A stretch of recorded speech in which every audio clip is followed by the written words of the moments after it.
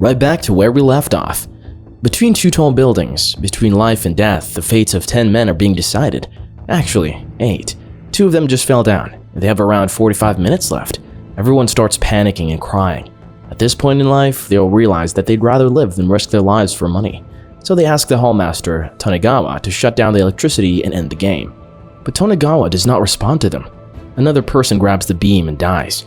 Another person grabs another person behind him and they both fall to their deaths. And another. And another. So many die. Until we have just 3 men left. The major characters, of course. Sahara, Ishida, and Kaiji. Sahara screams at the top of his lungs and they all come back to their senses. Then he goes on ahead. But Ishida still hasn't been able to gather his composure. He starts seeing images of death haunting him. Ishida gives his ticket to Kaiji and asks him to give the money to his wife and mother. But Kaiji gives the famous line, "Give it yourself." But Ishida convinces him to take the ticket and give the money to his family and he gives their address. Kaiji takes it and he walks ahead, crying. When he turns back, Ishida is already gone. Apparently, the Giga Chad fell in silence so as to not scare Kaiji. Kaiji walks ahead. Meanwhile, Sahara jumps forward and barely makes it. He's the first winner. However, there are a lot of people inside watching them. They have all linked arms and they seem to be laughing at these men as they fight for their lives. The moment Sahara opens the door, a strong gust of wind pushes him away into his death. Kaiji starts crying at losing his final companion. He starts to think that there's no way to reach inside. Suddenly, Kaiji sees a glass pathway right beside him leading to the upper floor.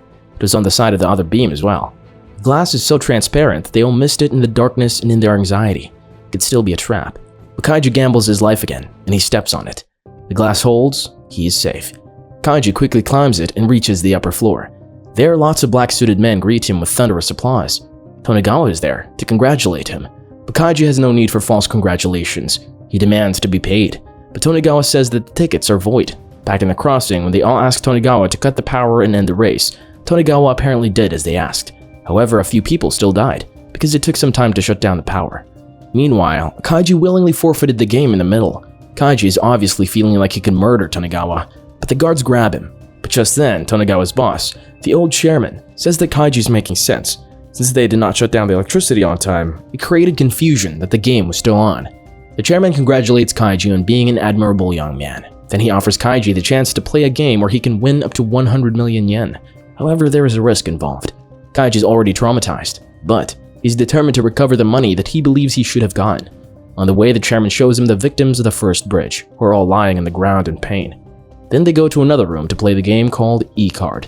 The cards are made up of citizen, king, and slave. There are 8 citizens, 1 emperor, and 1 slave. 10 total. They will get 5 cards each with the emperor and slave on the opposite sides. Emperor beats citizen and citizen beats slave. But since the slave has nothing to lose, he can attack the emperor. Slave beats emperor. Tonegawa laughs and says that this is just a game and in reality, no slave has the guts to rise against their emperor. But if Kaiji wants to play, then he has to gamble with either 1 eye or 1 ear. Tonegawa brings out some devices. If it goes in 3 centimeters or 30 millimeters, then it will damage the organ. In every round, Kaiji can bet 1 millimeter for 100,000 yen, or 10 millimeter for 1 million yen. They give Kaiji another advantage. If Kaiji wins a round by playing the slave card, he will win 5 times more. The game ends in 12 rounds. They change the emperor and slave every 3 rounds. Kaiji can make small gambles for the 12 rounds and win up to 2.4 million yen without risking his ear. But that's not enough. If he wants more, then he'll have to risk more. On top of that, his opponent will be Tonegawa. Another rule. In order to make this a purely psychological game, Kaiji cannot pick cards randomly. He has to look at the cards before playing. Tonegawa is a psychology master and he's confident that scum like Kaiji can't win E-Card. So Kaiji demands that Tonegawa kneel down and apologize if he wins. Then Kaiji bets his ear and chooses to play on the emperor's side first. They put a device on Kaiji's ear. The time to choose a card is 5 minutes. For the first round, Kaiji bets 10 millimeters into his ear. He plays citizen, so does Tonegawa. It's a draw, so that does not count. Then Kaiji plays the emperor and Tonegawa plays citizen. Kaiji wins 1 million for his 10 millimeter bet. Next, Kaiji bets 10 millimeters again. He puts emperor again and Tonegawa citizen. Kaiji wins another 1 million yen. But Tonegawa is smiling as if he's saying, "You're already dead." In the third match, they both play citizens, so it's cancelled. Again, both play citizens and it's cancelled again. With 3 cards remaining, Kaiji plays emperor, but Tonegawa guesses his card and plays slave. Tonegawa wins. He pushes the drill 10 millimeters into Kaiji's ear. The sound is really loud. Even though it hasn't hurt him, the loud drilling noises start to torture him. The chairman laughs at Kaiji's pain. Tonegawa repeats that he's so good at reading people, he can practically guess what cards someone will play. He promises that Kaiji will lose the remaining 9 rounds as well. Next, it is Kaiji's turn to play the slave deck while Tonegawa gets the Emperor deck. For the 4th round, Kaiji bets 2mm. They both play citizen and it's a draw. Kaiji plays slave, but Tonegawa plays citizen. Kaiji loses again, and the needle goes 2mm inside, a total of 12mm. Just then, someone of the injured players from earlier comes to watch. For the 5th round, Kaiji bets 2mm again. He starts overthinking Tonegawa's decision, but they both play citizen and it's a draw. Tonegawa starts teasing him again. He plays slave, but Tonegawa plays citizen. The needle goes 2mm into Kaiji's ear, a total of 14mm. Suddenly, Kaiji chooses 10mm for his 6th bet. The chairman laughs at this new turn of events. Human degradation really turns him on. He commands Tonegawa to win the next round no matter what.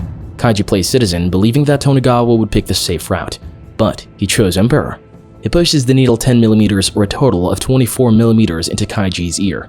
Poor Kaiji screams in pure pain while Tonegawa laughs at being unbeaten. 6 more millimeters and Kaiji could lose his eardrum. And 6 games are left. Next is Kaiji's turn to play Emperor. Now full of fear, he chooses 1mm. Tonegawa reveals that he was reading Kaiji's body language, how Kaiji would behave when he played a key card. Kaiji is devastated to hear that. Kaiji plays Emperor, but Tonegawa plays the slave. Now a total of 25mm. In the 8th game with another bet of 1mm, they draw all 4 citizen cards. This means Kaiji has to play Emperor and Tonegawa the slave. Now a total of 26mm. Kaiji is filled with the pain of the loud noise while the chairman laughs like a devil. He says that he wants to hear Kaiji scream. The 9th game is Kaiji's last chance to play the Emperor deck. He bets 1mm. The first slot is a draw. In the 2nd round, he's about to play Emperor, but his hands refuse to do it. He ends up playing citizen. Tonegawa laughs, and he plays slave. And what? Kaiji actually won? Tonegawa is shocked. The chairman is shocked. Kaiji himself is shocked. Immediately after, the chairman strikes Tonegawa, who gets angry. Kaiji is shocked to see this reaction, but suddenly he realizes something. Why did Tonegawa reveal that he was reading Kaiji's body language? And why did the chairman let him reveal it? He guesses that it was a diversion. Tonegawa probably had another way of winning. For the final 3 rounds, Kaiji will play the slave card. Game number 10, at a wager of 1mm. They both play citizen and draw. Kaiji keeps wondering why Tonegawa kept winning. Is he just that good at reading people? Suddenly, Kaiji makes a very good guess. The device on his ear is probably reading his pulse, blood pressure, and body temperature. And Tonegawa is looking at his watch instead of his cards, meaning he must be getting the signal from the ear device. Kaiji plays slave and Tonegawa plays citizen. Kaiji loses and the device goes another 1mm in, a total of 27mm. Kaiji is disgusted at their cheating method, but he still has no idea how to beat the system.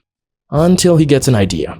Since the needle can go a total of 45mm, there are still 18mm left, so he bets all 18mm. If he wins, he gets 1.8 million yen, but since he's playing on the slave deck, the winning will be 5 times, that is 9 million yen.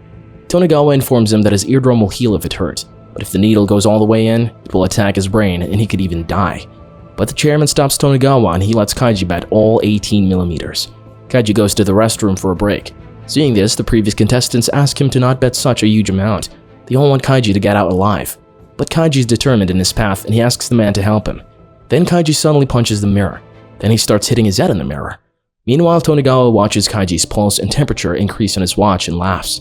Kaiji cannot remove the device, and if he tries to force his way, then Tonegawa will be informed on the remote. Kaiji goes back to the playing room with blood dripping all over his head. He's holding a towel at his head. The start of the 11th or second to last game. They both play citizen once. For the 2nd card, Kaiji plays slave. Tonegawa checks his watch. Kaiji's pulse and temperature are normal, so it must be a normal citizen card, so he plays the Emperor. Kaiji continues glaring at him as if he just lost. Tonegawa and the chairman laugh at their obvious victory. But Kaiji pulls out a slave card and he beats the Emperor card. Tonegawa is beyond shocked. Turns out Kaiji cuts off his entire ear and removed the device, which he gave to that other guy. The reading that Tonegawa was getting belonged to that man. Kaiji wins 9 million in one single round. He now has a total of 11.1 million yen. The chairman gets angry that he did not get to see a new method of death, so he abuses Tonegawa a little too harshly, calling him weak and useless. Meanwhile, Kaiji is planning on how to win more in the next round. Now that his trick is found out, he can only safely bet 2mm.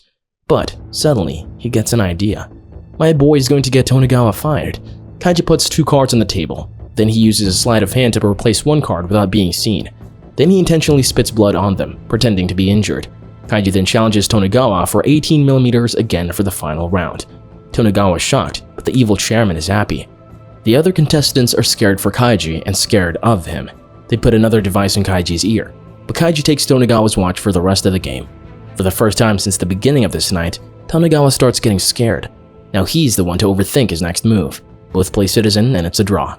Suddenly, Tonegawa notices blood on Kaiji's cards. Only 2 cards had blood, the one Kaiji used in the previous round, citizen and slave. So Tonegawa plays citizen. Kaiji's card is citizen, so the second lot is also a draw. 3 cards remain.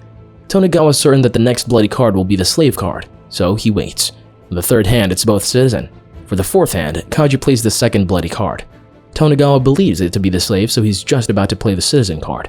But he starts doubting everything. Would Kaiji really overlook something important like this?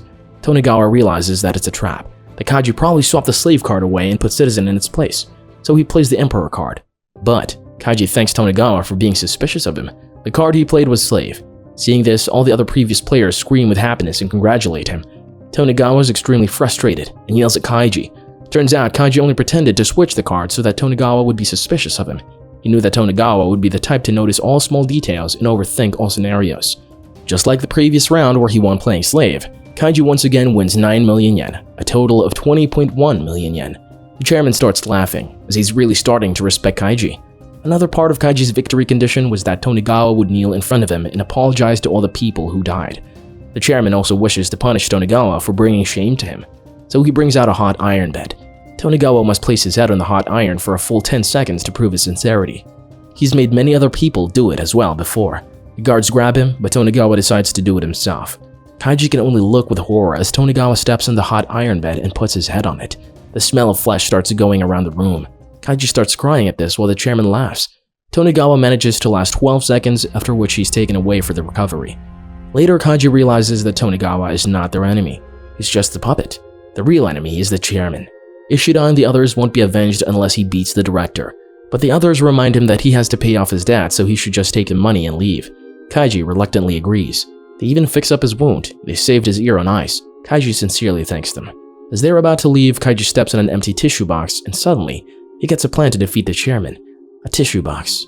That's where he gets his idea? Wow. And the idea is that something small can be held at the flaps without opening it.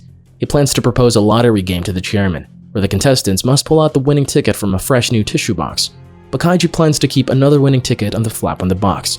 The others are worried that the chairman might find the real ticket afterward, because it will still be inside the box. That would mean a whole lot of trouble for all of them, but Kaiji has a plan for that too. They all put fake winning tickets in all the tissue boxes because they don't know which one will be chosen. One person stays back to discard the tissue boxes that won't be used. Then Kaiji takes his money and they all go back to the gaming room. The chairman reminds him of the 6.7 million debt that he has accumulated. Kaiji can clear it away right here and now, but he's more interested in defeating the devil, the chairman. He challenges the chairman to one last match. The chairman says that he could turn Kaiji into fish bait in an instant, but he's calm and he gently advises Kaiji to cash out when he's at the top. Then he starts walking away, but Kaiji grabs his hand and challenges him once more, so the chairman angrily accepts him and brings out the e-cards. But Kaiji refuses anything that the chairman has prepared. The old man asks him what he wants to play. Kaiji pretends to think for a while. After a while, he asks for some tissues and a ruler. He starts making the lottery tickets while the chairman is still confused. If he had announced the game right at the beginning, the chairman might have suggested another type of paper or another symbol. Kaiji also draws some irregular circles and throws them away for being imperfect. The plan is, when Kaiji wins, he will show off by hoisting the box, and that will throw all the tickets on the ground and the real winning ticket will be mixed amongst the ones he just discarded. Then Kaiji explains the rule to the chairman. They bring a plastic bag, but it won't do. Kaiji suggests a tissue box, but one that has not been opened. The guard picks a box that they have rigged. The guard removes the tissues and the game is ready to begin. But suddenly the chairman says that this is not exciting enough. He puts some conditions. The chairman gets to draw lots first, and the wager will be 100 million yen. Since Kaiji has only 20 million, he brings another device, a finger-cutting device. Each of Kaiji's fingers will be worth 20 million. If Kaiji loses, he will also lose 4 fingers. The chairman also brings out 100 million right then and there as proof. Kaiji realizes that he will never earn this much money in his life with his minimum wage work. He can change his life all over. So despite the other guy's warnings, Kaiji accepts. They fix 4 of Kaiji's fingers in the contraption, ready to come down the moment he loses. Kaiji thanks all the other guys and promises to give them lots of money if he wins. And Kaiji and the chairman put the winning ticket inside together. But when Kaiji releases the ticket, the chairman holds onto it for a little while longer. The guard mixes the rest of the tickets and shakes it. Then the chairman starts choosing one of them while Kaiji holds his breath. Kaiji's biggest gamble. The chairman pulls out a ticket and he smiles widely. Kaiji starts getting terrified. But the chairman only pulled out a blank paper. Kaiji asks another guy to hold the box while he goes in. However, the winning ticket is not where he put it. So he goes to the other side, but it's not there either. It's gone. So now Kaiji has to pick a paper at random. However, it's blank. The chairman says that his good luck is so good he will definitely pull out the ticket in the second turn, even if he does not want to. The chairman pulls out a ticket and says that the result is quite unfortunate. He steps forward and shows the winning ticket. Kaiji goes insane. Everyone goes insane. The guard prepares to chop his fingers and Kaiji starts crying. But he decides not to beg, and he'll take it like a man. The chairman is impressed by him. He puts the winning ticket in Kaiji's pocket so that he might get some luck. Kaiji asks the chairman what his name is, which he gives as Yodo. Kaiji vows to never forget Yodo's name. Then the guard chops his fingers while Kaiji looks on. Later in the morning, the guys wait for the cars that Yodo has prepared for them. Kaiji's hand is bandaged, and he constantly looks at the winning ticket. Just then, the others bring the box that they played with. They say that the other ticket is not inside. When they inspect it further, they see a crumpled piece of paper which turns out to be the other winning ticket.